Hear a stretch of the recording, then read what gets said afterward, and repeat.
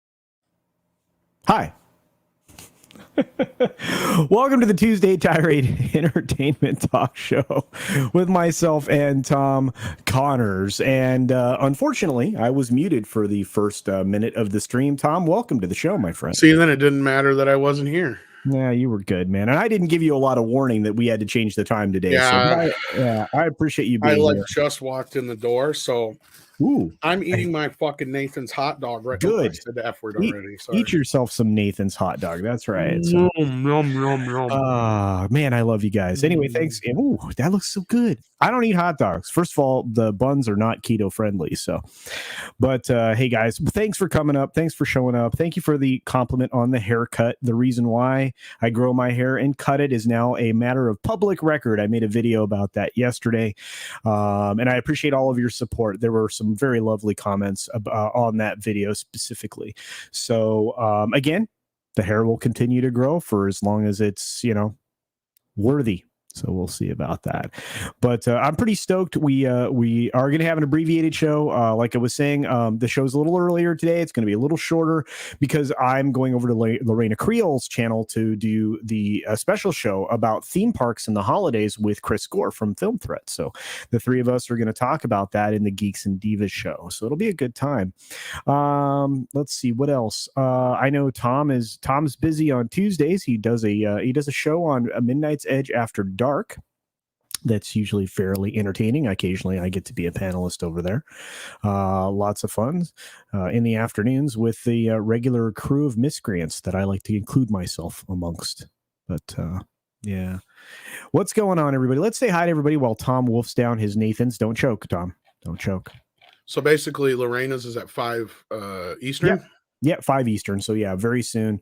Like I said, she asked me to do that. It's a stream that we do randomly, and like I said, Chris Gore is going to be there. So tell Chris I love him, I miss him, and I want to be like him when I grow up. Me too.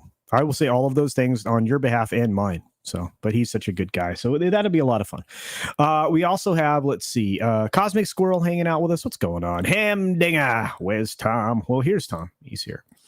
Mr. Dragon says morning or hail, Tom. I know it's been a rough since yesterday, but want to say, but why should I dwell on things I can't change? What if I'm the answer for things that I've prayed? From a song I heard. Oh, there you go. It's called Nobody's Coming by Andy Mineo. We've got Accidental Tourist in the house. We've got Low Specs Linux Laptop, E. Clay Thomas, and hail to you all. Keck 44, Morgan King. I think I already said hi to Mr. Hayes. Thank you, Mr. Hayes, for being here. D. Bud Martin, good to see you, buddy. Six is here. Hello, Six. Dragon Master, what's up? Let's see. Lots of other folks. Yeah, I was muted. Commander Ed Straker and everybody else. Bad culture. Bad culture. KR Nut 82 says, "Yep, I screwed up." It's true. I did. I boomered it big time. So much larger than life. How many intro songs does one show need? I guess 3. Well, yes. Yeah. I have the countdown, then the intro, or then the spinny dealies, and then the actual intro. So, but it gives Tom and I to get our stuff together. That it gives us time to do that, because sometimes it takes us a while to get it together. What's up, Duck Nation? Yeah, Mead is coming. Mead is coming. The return. Miramax is going to sue Tarantino. How? How and why? It's not even an entity anymore. Well, it technically is. Kinda. 7 NFTs based on Pulp Fiction, including scenes from an early script that were cut from the final film. It's his stuff. I have to see how that works out. Hey, what's up, Court? Darth is here. What's up, Darth? NFTs. Non-fungible tokens. They're a form of art collection based on hashtags, hashes like cryptocurrency, not hashtags. So, what's up, Metal Runner? Yeah, NFTs, non-fungible tokens. You learn something every day. I love crypto. Actually, I'm going to start selling NFTs, guys. It's gonna happen. I'm going to put a couple collections together, and very much looking forward to doing that. I think it's another way to make this show special. So look for those in the future. Nikki D says, "Is it true that Victoria Alonso's being primed to be the new president of Marvel Studios? If so, RIP MCU." Well, the MCU is already what it is. My thoughts are that she's being groomed to be a studio head of sorts, and it could be Marvel, it could be Lucasfilm, it could be both. She could be over both. Don't know, but yes, RIP MCU. It's all over, kids. Hey, what's up, VR? Good to see you, my friend. Valiant Renegade is in the house. Have you guys seen that Valiant Renegade is just a rocket to the top, baby? His sub count's climbing. He's going to be to 2,500 subs in 1 year. So by the end of this year, 2,500. Congratulations to his meteoric rise and his great video style. There is an article about it on THR. That doesn't surprise me. Eternals is a bomb. Well, it's not great. What's up, Sherry? NFT. NF Weave. You guys are funny. No, I got a haircut. I did. It's this long. It's not the... Yep. The haircut is part of a donation that I do. If you watch yesterday's video, it's a short one. I explain everything and my whole reasons for my growing my hair and then cutting it. So there you are. But yep, it's a haircut. That's true. Yeah. Cosmic Squirrel, Mr. Bagels. It is glorious. It'll be even more glorious in about 4 months. It'll be back down to my shoulders. So 'tis what it is. Well, Tom, let's get moving. Okay. You want to talk some Eternals? Not really. Okay. Well, that's kind of the theme of today's show. Oh, lovely. I'm sorry. I just want to present this, and then we'll dive into some of these things people are asking questions about. Let's do this. Disney's Eternals tops domestic box office for second weekend, despite falling 61% from the previous weekend. And according to the numbers, the website, it actually fell 62% now that the estimates have been revised. So what do you think about that? It made $27 million. I know. Dude, you knew it was going to happen. I think you called it, didn't you? Yeah. Amazing insight. But look, I mean, they're really excited they beat Clifford, the big red dog, right? They're excited they beat that film. Oh, woohoo! They should be more worried about Clifford the big red dog, is more like it. Considering that, yeah. I mean, is a $5 million difference. That's all it was. And considering Clifford was on streaming simultaneously, and Eternals was not. They say it's not uncommon for a tentpole hero, a big superhero tentpole to fall off, but it's significantly steeper than the 52% drop from Shang-Chi. Well, no kidding. They're saying it was they got better ratings from audiences and critics. That's why Shang-Chi did better. But look at this, 22 million versus 27 million. Well, usually the way these things go, your previous film, the how it's received is reflected on the next film, to be honest with you. And as we've seen, it's been nothing but diminishing returns, even during, even if you factor in the current situation, it's still diminishing, like major diminishing returns in comparison. Let me ask you a question. Did you know this was a film? I heard about it, but it's coming straight to streaming as well, I believe. So that thing's going to tank. Now, I didn't even hear about it till like the other day. Well, that's your weekend, guys. That was your weekend. Ghostbusters is going to rule the weekend. It's playing at my drive-in. It's playing everywhere. It's playing everywhere. So let's look at the actual numbers, right? And again, you see this shaded area here? This is where you want your film to be, by the way, based on where it's, goes after diminishing returns. Yeah, look at this. Look at this thing. It's on the bottom of this cone. It is the bottom of the cone. It's not good. It's not good. It can't even fall within the norms that it's supposed to based on its opening. But here it is, the real number, 62% fall off.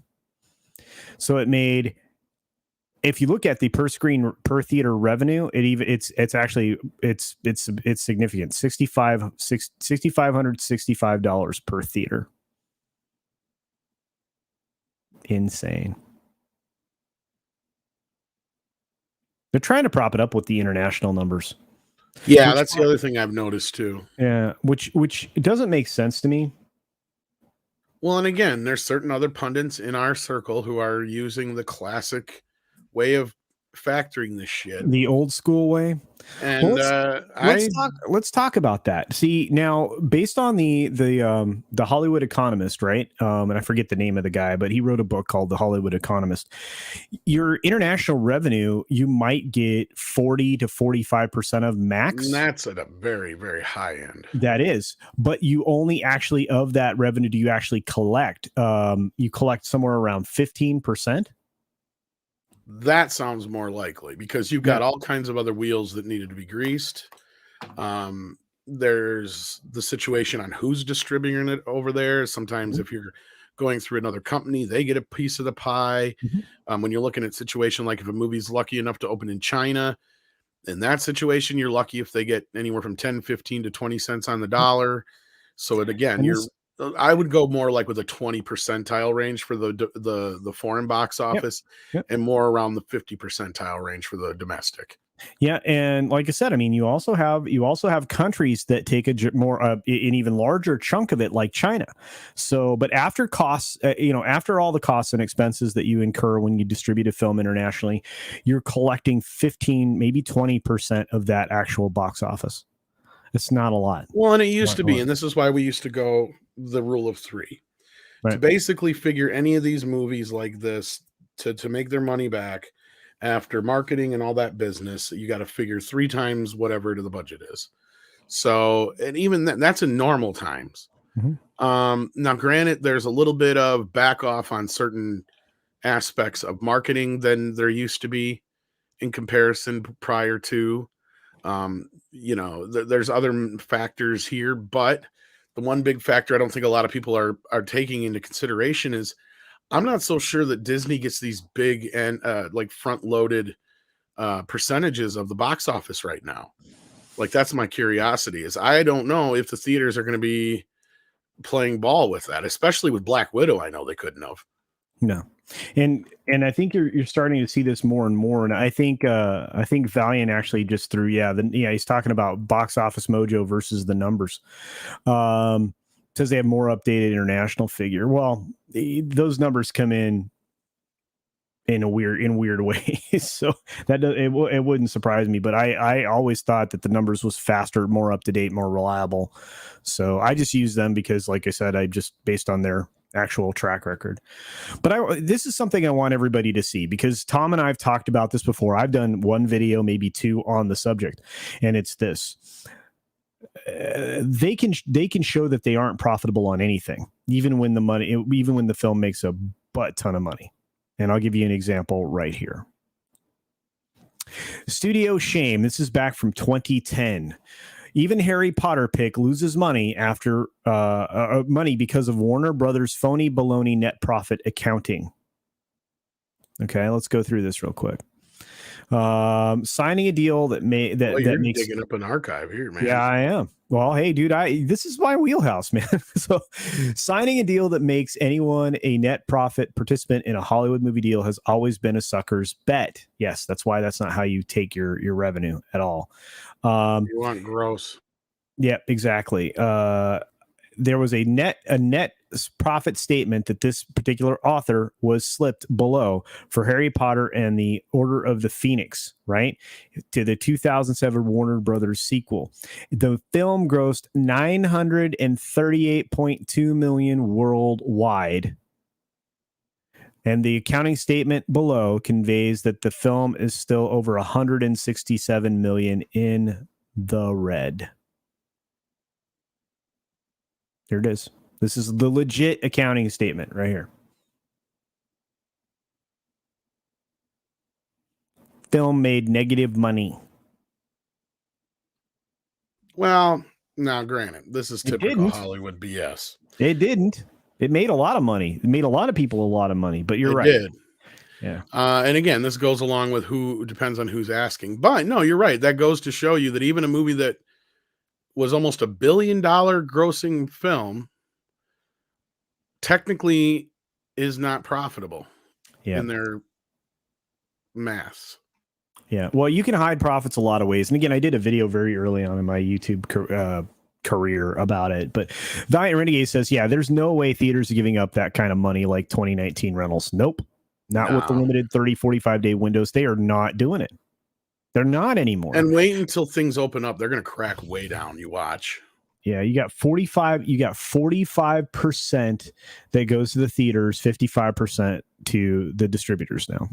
That's the way it works out. I guarantee you, if there's ever like some kind of official, like everything's opening up, within 2 weeks of that happening, you're going to get a NATO story out there with headlines like, saying theaters are not playing ball with studios again because the studios are going to expect things to go back to normal and the theaters are going to be like, guess what? We remember the last 2 years. We did this already.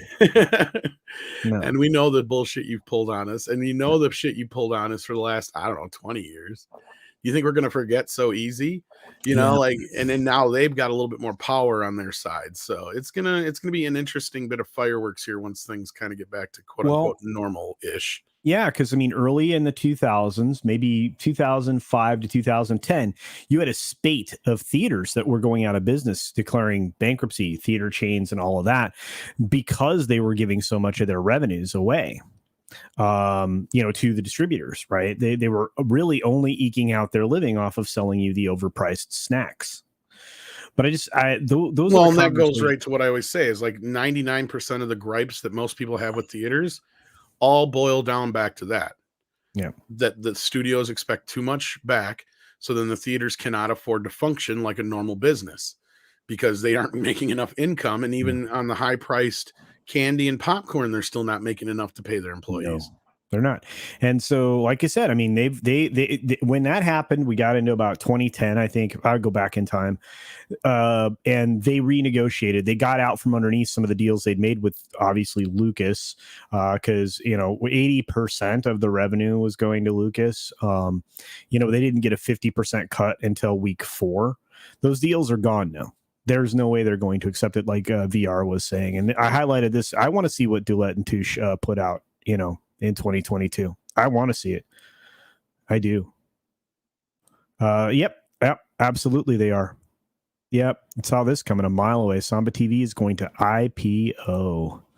So yeah, you're going to see that. You're going to and good for them. I mean, again, they can capitalize on their market data. That's exactly what Roku is going to do, except they're going to do it a different way and sell commercials. So I really like the way Roku's going about it, to be honest with you. And I can't wait till we have more transparency there. In today's video that I just put out, that's actually going to hit the channel in just a little while. That's all about streaming transparency. It's a conversation that Tom and I and Andre and everybody over at Midnight's Edge talk about all the time. And I know VR does too. Yeah, an IPO is an initial public offering. It's when you offer your stock publicly for the first time. You put it on an exchange. So right now that's being done normally by SPACs, SPACS. That seems to be the pathway for a lot of these companies, because I think that skips the underwriting process, if I'm not mistaken. Although VR probably could tell you that better than I could. But anyway, I just always find those things fascinating. When we go back in time, we find out that films didn't actually make money. How's that possible? Anyway, I feel like I've been talking forever. So let's look forward at the box office. Our next film coming up is, of course, Ghostbusters Afterlife. I think it's the film that Tom and I have been looking forward to probably all year. Yeah, pretty much. And so, oh, wow. Hey, Andre, how's it going, bud? He's for 300 Norwegian krona says, Regret I can't join this amazing panel of my good friends today, so sending some support in other ways. Well, thank you, my friend. You did not have to do that, but I appreciate your generosity very much, sir.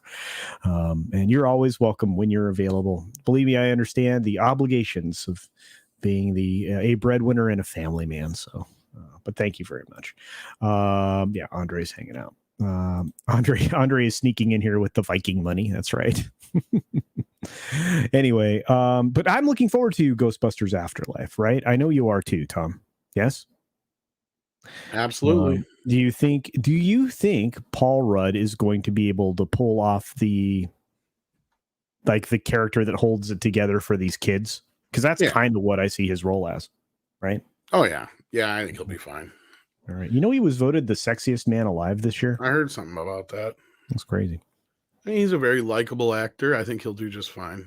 Yeah, he's funny too, when he's allowed to be.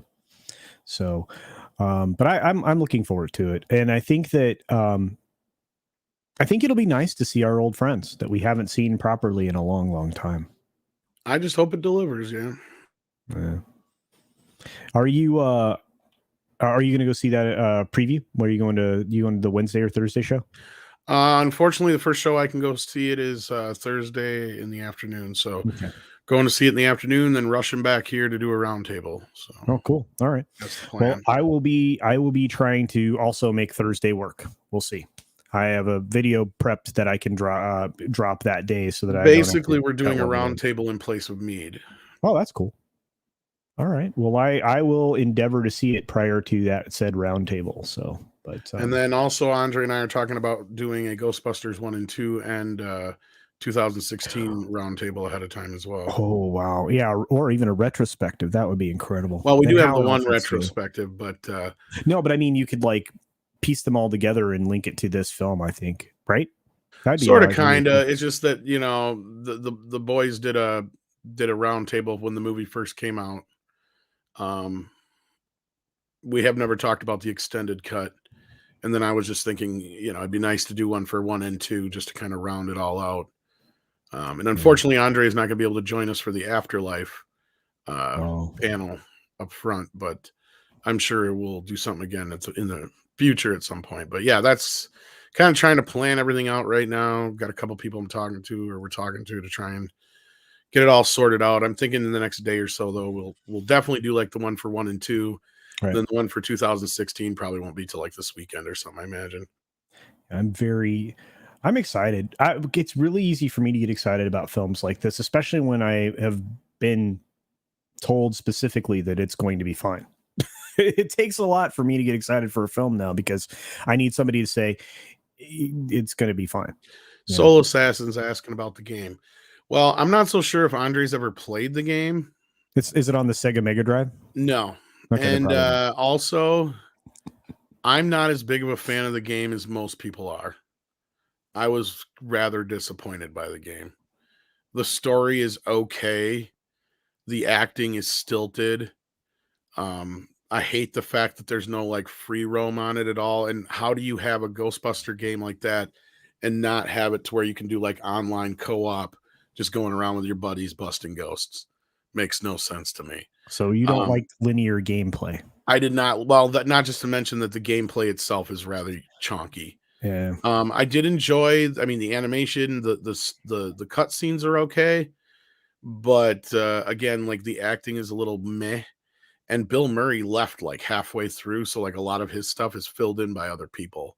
So it's kind of like they had to give all the lines to like Harold Ramis and Dan Aykroyd and shit like that. So like his acting in it is horrid. Bill Murray's is. But for what it is, it was nice to see them kind of semi reunion together. But even though they technically weren't all in the same room, I want to see. Well, it would be nice to see that and to talk about it. I'm looking forward to the film, and I'm looking forward to seeing them all together. And obviously we're missing a very key element, but I think. Damn it! I had a scoop yesterday, Andre, and I didn't even know it. You did? I did. What was it? It's about Star Trek, but nobody cares. Oh, okay. Basically, the short version is Paramount Plus bought out their deal with Netflix. Did they now? According to the deal. I heard something about this. Holy cow. I don't know if it's so much. Yeah, I don't know. Well, I don't know if they bought him out so much as like this goes with what we've been reporting all this time, to be honest with you. They're lining it all up. Yeah, that this year they didn't have the Netflix deal. Wow. The latter paying the vast majority of Discovery's hefty budget. Yeah. Well, here you go, Andre. This one kind of, if you're listening still, I'll send you this. I think he's still here. Yeah, that's amazing. Good job, Tom. That kind of confirms a lot of the shit we've been reporting over the years. There yeah. you go. Yeah. Well, and they're also lining up all these IPs under different names to, something's getting dealt. I'm sorry. It's just going to happen. Willie Woodward says, question for the panel. Since 2003, ticket prices have exceeded audience attendance. Oh, that's true. You think the best way to get people back to theaters is to present a value proposition to the audience? Yes. But how do you do that? See, the adjustment for inflation is something that we need to, consider when, we look back at, films and their attendance. If we looked at the actual humans that were in the theaters, in days past versus the revenue and versus the number of persons that are in a theater now versus the revenue, again, adjusted for inflation, you're going to find that there have been a consistent drop in the total audience numbers. And that's been like the steady decline for years. So that would be something to observe. I don't know what you would offer as a value proposition. I mean, a lot of theaters already do kind of like they have the, buy the t-shirt, get free popcorn, buy the cup, get free soda. I don't know, Tom. They need to just kind of come up with, it's not so much even the ticket. It's, first of all, it's the movies themselves. And as I pointed out a million times over, the reason ticket prices are so high, the reason all the food and that stuff is so high, and the fact that there's nobody there to work has everything to do with the studios taking more money. And then on top of it, for a lot of years, they just didn't have the type of stuff that people wanted to go see. Because as we kept seeing, there was a decline. And then you kind of artificially had Disney boost the entire box office for that 1 year there, basically, because they had, 4 or 5 movies that hit $1 billion. Well, 6. Of course, or was it 6? Yeah, something like that. Yeah. So, and that was just a fluke. They're never going to be able to do that again anytime soon. No, well, they're demonstrating that right now. So this morning, legitimate story that I guess you and I missed over the weekend, or maybe just me, but the reshoots for Doctor Strange are extensive. Not a little bit, not what I was told that they were. They had to go back and do some stuff and maybe some pickups or whatever. It's extensive reshoots, like you could shoot a whole other movie. Reshoots. You heard that? For which movie? Doctor Strange. I heard some people are saying something about extensive reshoots. I don't know. 4 weeks, dude. I don't even know how far they had been into shooting to begin with. Done. You sure they were done? Because they just finished Spider-Man not too long ago. I think Strange wrapped. I mean, I'll double check, but I thought it had wrapped Principal.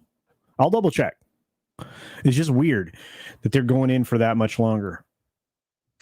Strange. Is it Doctor Strange? Yeah, Stephen Strange, actually. Spoilers, lots of spoilers. Seeing it exactly the same time as Tom. Good. I got to see it before you guys spoil me. I don't even want to comment on this till I see it in a trade. Have you seen this confirmed for real anywhere? All this news, including the shelving of Ryan's trilogy and all this business that's out there, is all coming from one place. And people are running with it like it's... We got this covered? Gospel. No, it's a little bit more than... It's that Matthew Baloney guy. Oh, yeah. Yeah, well, he does have his article. Yeah, That's he does have his all this shit's coming from. Now, do I think KK is getting the extension? Yes, I've been saying this for months. And that's just because a while back I had heard somebody passing a comment basically about if she gets an extension, it's because the trilogy made $1 billion each. And I think there's some stipulation in her contract. And if it is 3 years, then that would also make sense because Chapek does not want to do these long-term contracts. So if that's the case, then it's probably something that was kicked in automatically. And then I also had heard some rumbling about she had the right to refusal or some shit like that, which means she had them basically dead to rights from what I heard. But then again, at this point, what are you going to fucking do?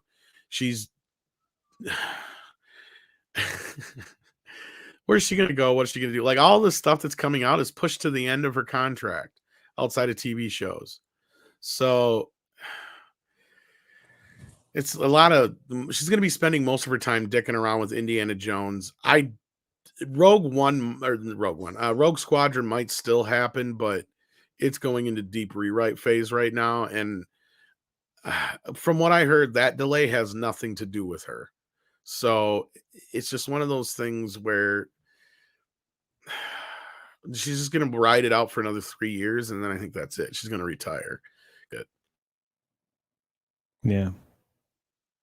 Yeah. And Christopher Jones says the same thing. Doctor Strange is being shot as a whole new movie at this point. And that's the thing that I'd heard. And I'd only heard 4 weeks, 6 weeks. Good criminy. Wow. Stephen, I don't know about it. They're definitely not going to pull any more numbers because STD's over there. But they are doing what we said they should. It looks like they're kind of getting it to a point where they're doing what we said to begin with, and that was, why are you not doing this shit exclusive? Yep. Right? I mean, I don't know about the old Star Trek, but we've been saying that for a long time. It would make more sense to bring everything Star Trek there and make that the only place, because that's the only way you can make it a selling point. Because otherwise, nobody gives a shit about the new stuff. No, they don't. They don't. And Deleted Scene, Steven, thanks for becoming a member. I appreciate it. He's a member. He's a member. He's a Rewards Club member. Thank you, my friend. Stranger Danger. Yeah. What's up, Diego? I see you. Tom and Culture. I have read that Disney and other studios take as much as 90%. That's way back when. That's in the old days. Well, that's the thing. Like, yeah. And that's where some pundits are still, I think, going by that kind of math. Yeah, they don't do that. I have a hard time believing that Disney was able to pull any of that kind of bullshit. Not lately. This last time around. No, I mean, and that was all started by George Lucas, by the way, on the it was the prequels. The prequels. Yep, people forget that. Yeah. And at that time, he wanted 75% of the opening weekend's box office, and they bulked, but he's got it. And not only that, they had to sign on to keep the movie for like 12 weeks. Yeah. Now they do occasionally change the way the deals are structured, and they do occasionally get a different percentage. A lot of it comes down to the but I think it was one of the Avengers movies or Star Wars Force Awakens. I think that actually got the 90%. Yeah, well, I don't think it was that high, but it was pretty high. So, but that's usually only for the first weekend. It's not like it used to be where it was this percentage for the first week, this percentage for the second week, this for the third, and then finally it's whittled down to 50% in the fourth week for the studio. So that's the way a lot of those deals have been written. Well, and then sometimes it even gets more than that. I mean, Like a lot of times when you get to that third, fourth week, depending on the film, it can even be a lot less percentage. The theaters get to keep finally a little bit more. That's where the budget cinemas will grab the movies. If you're even lucky enough to have a town that has a budget cinema anymore, like that's generally when the movies will go to budget cinemas, is when the theaters get to keep the majority. Yeah. Because they still have to pay. Here's the thing. You have to pay a rental fee on top of. Right. Like that's the other thing. Like, so like, yeah, the studios do get a little bit, but it's like it used to be a lot more than I think it is now, because back then it had more to do with offsetting the cost of the reels. But now that everything's digital, I think they brought it way down. But I think the last time I checked, it's still like $2,000 to $4,000 each showing just to rent the movie or whatever it is, or each week. I can't remember if it's by weekend or by showing, but yeah. Yeah. And yeah, Willie, they did wrap. I'd heard it wrapped. I thought it wrapped the end of the year. I thought it was August, but that's fine. September, cool. It doesn't matter. Then again, it may not have anything to do with Doctor Strange. It may have to do more with other things surrounding it. We never, you got to take that into consideration too. If other things change as well.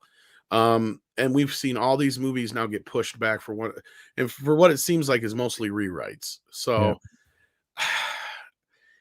it could have been in trouble. Could have been something, maybe. Who knows? Okay, so Deloitte reported 75% in the first 17 days, the first 3 weekends, but that was yes, that ain't happening anymore. It's not. But but again, I think that probably was an average on tentpoles. I don't think that was an overall distribution. No, it only depended on the film. Yeah, again, it was usually like your Star Wars, your Marvels, your Harry Potters, those kind of movies could ask for 75%. Otherwise, it's usually like 60-40, and then it goes down each weekend. May the Schwartz be with you. But unfortunately for the theaters, by the time they actually get the lion's share of the box office, nobody's going to see that movie anymore. So and that's the problem is, the revenue model for the theaters has been broken for a long time, and this was their best shot. Tom, I think you and I talked about. They took it, they seized it, and what little ones are still left. The AMC's being restructured now or whatever, so things. We're going to see how things pan out on the other end of this here, but I think the theaters held strong. And even though some people laughed at me, even though Rob said the words, I wrote it when it said, that the studios need the theaters more than the theaters need the studios. There's a reason I said that, and I still stand by that, because the theaters will always find a way to adapt. Yeah, and they don't need necessarily all the newest Avenger movie to be successful. So no, you can host a video game tournament in one of those theaters. Right. Well, that's what they've done. They've been showing concerts. They've been showing sporting events. They've been showing boxing matches. They've been showing all kinds of different things. They've been doing, UFC. They've been doing this for a long time, where the theater's just like, okay, we have an empty room, lots of seats. We can get a lot of people in here. We'll play the UFC thing. We'll for instance, they did a Garth Brooks thing where he was did like a virtual tour thing. Yeah. When they showed that out here at the fucking drive-in, you'd have thought he was playing live. How many people were there? So you can't tell me they weren't doing very well. It was packed. Yeah. And this is true, VR. This is the thing we're talking about. You're right. The domestic theater deal has been bad for a long time. And that's why NATO decided to develop some huevos, thank goodness. And by the way, when we say NATO, we're not talking about the North American, treaty organization. We're talking about the National Association of Theater Operators. Yeah. So, they should have come up with a different name. It's owners, operators. Yeah. But like they could have come up with something else maybe.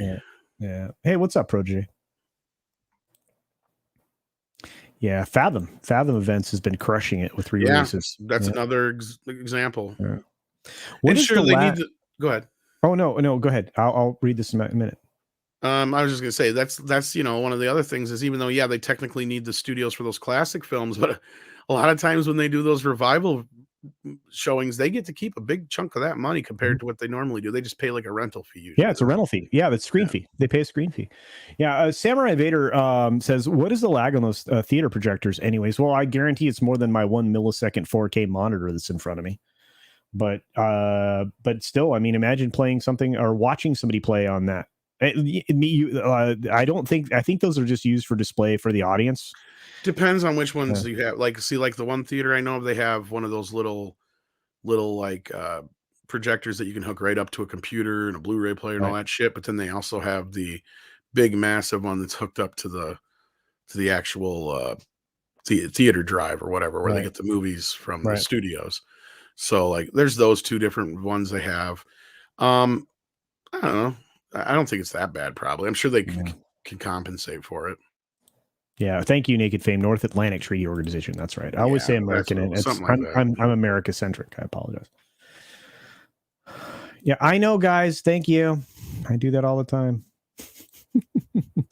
The dive in here in Tucson is kicking butt and taking names by showing new movies. That's awesome. The drive-in, I think, is what Chef was saying. The drive-in out here is going to have Ghostbusters this weekend, but I got to go elsewhere to see it before because it don't open here till Friday. Yeah, I guess the drive-in's doing really well. I'm 5 minutes behind, but would Matthew Bellamy be followed by Entertainment Weekly, Sony Pictures, and Warner Brothers on Twitter if he wasn't credible? No. Or do the industry subs all follow each other? Well, they all follow each other, but he's been in the club forever. Dude's been writing. He was an attorney. He was an agent. He's been in Hollywood for a long time, long time. So, but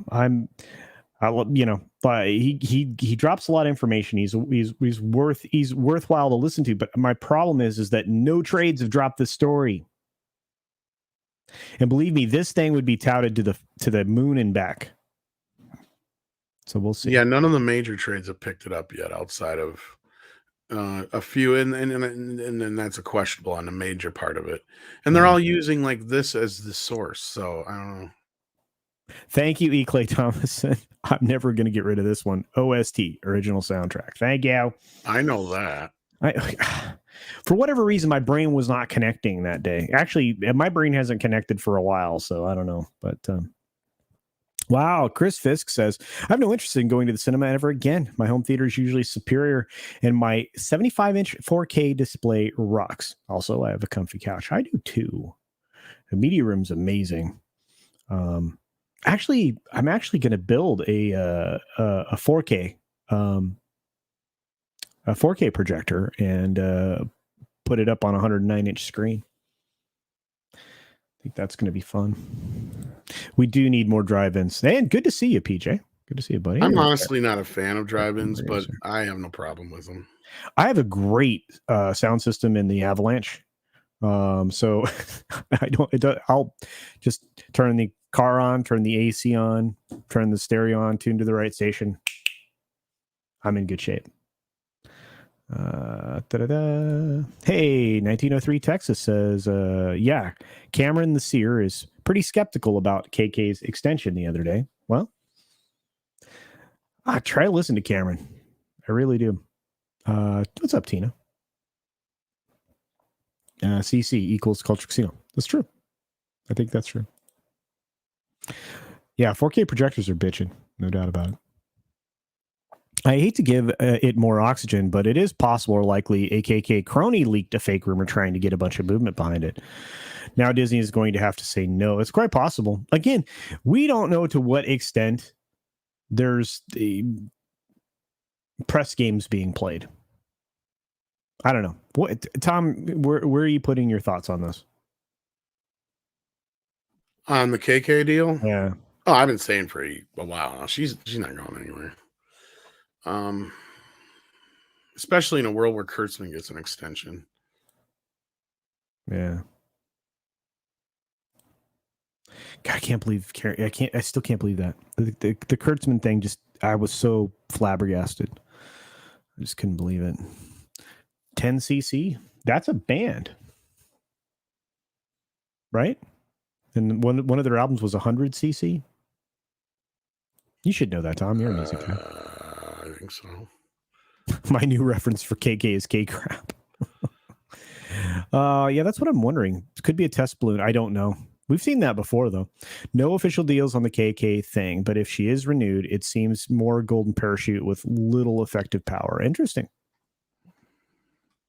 Yeah. Man, I want to reach out to the right humans and get this information. So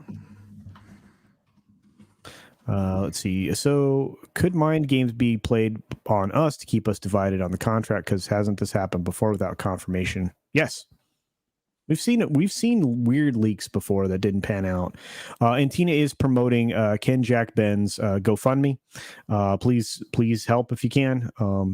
There's difficulty when you're in a situation where you may end up living in a tent. So, yeah, the restaurant bar hybrid cinemas are awesome. By the way, they are. Alamo Draft House is great.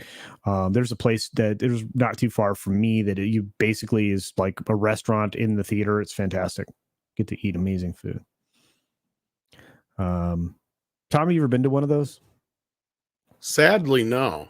I'm trying to think if there's one nearby or not. Like Fork and Film or whatever. I think the closest one is like 4 or 5 hours away or some shit like that.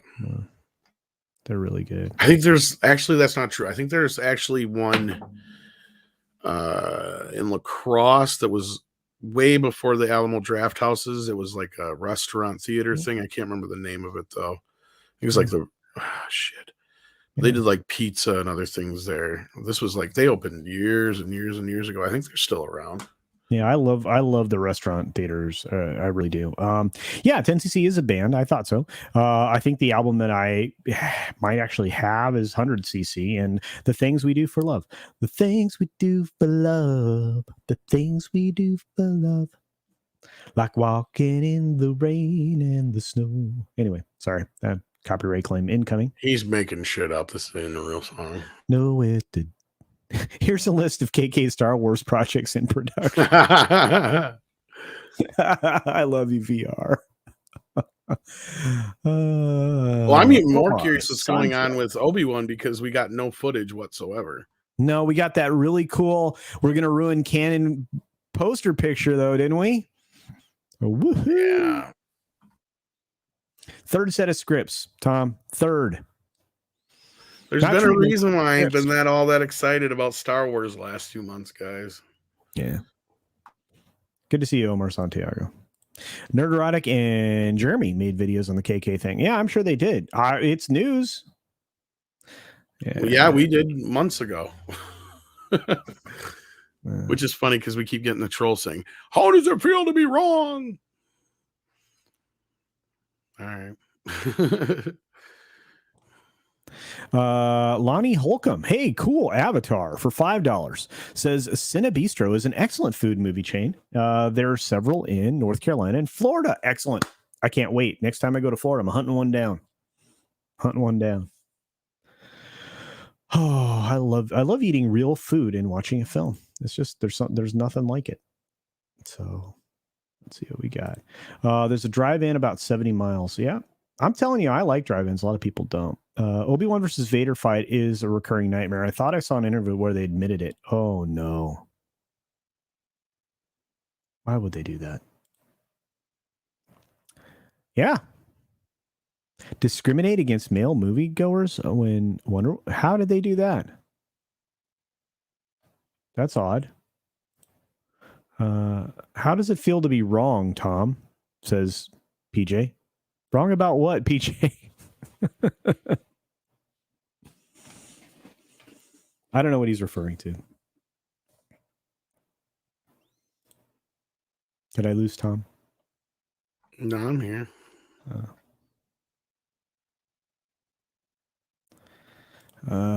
Chris, I didn't hear about Austin. Austin is California of Texas. This is true. Alamo went bankrupt and came out of bankruptcy. They got bought out of bankruptcy. So, yeah. In order to have a fight without busting canon. Oh, it's a nightmare element. Okay. There you go. Oh, Meatloaf was awesome. Oh, PJ's like, I'm just kidding. Okay.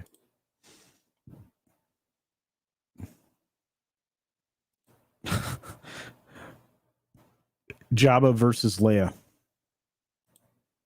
That's funny. And beats her. Yeah, I'm going to give Tom a hug.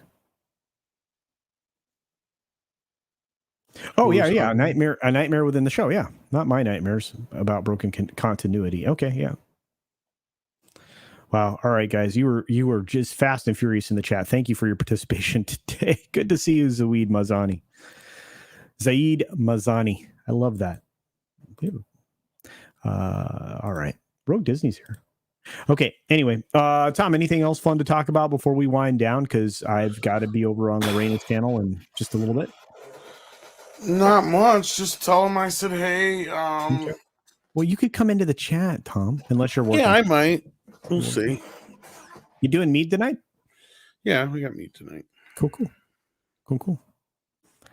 All right. Well, I love hanging out with everybody. This is a lot of fun. I'm sorry this is a shorter show than normal, but it had to fit in between everything else. I'm going to be especially on Infinite Talk on Nina Infinity's channel tomorrow.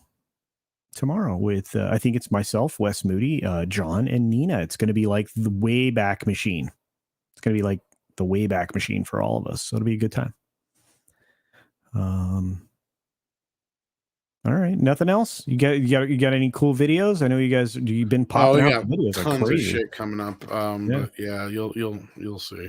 All right. I have no idea what else in the works. I mean, I have an idea, but I don't know what to plug.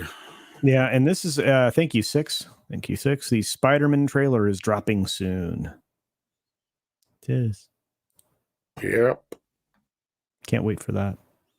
On that note, so you don't have anything to plug. I'm just going to plug the fact that I just released a video, or I will have been, or will be having produced. I have a video either just came out or it's coming out in the next half an hour, and that one's just a little bit of noise around the streaming war stuff because an article came out of the Hollywood Reporter today or yesterday.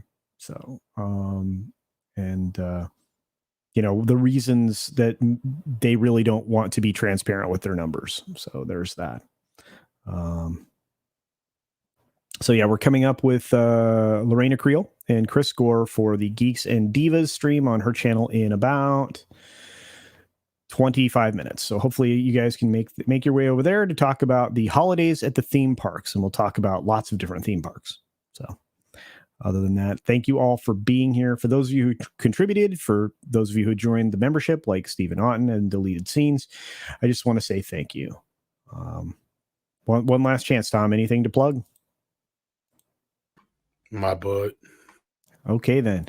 Be sure to take care of yourself. Take care of others. Wash your hands, of course, because it's good hygiene. And until next time, bye.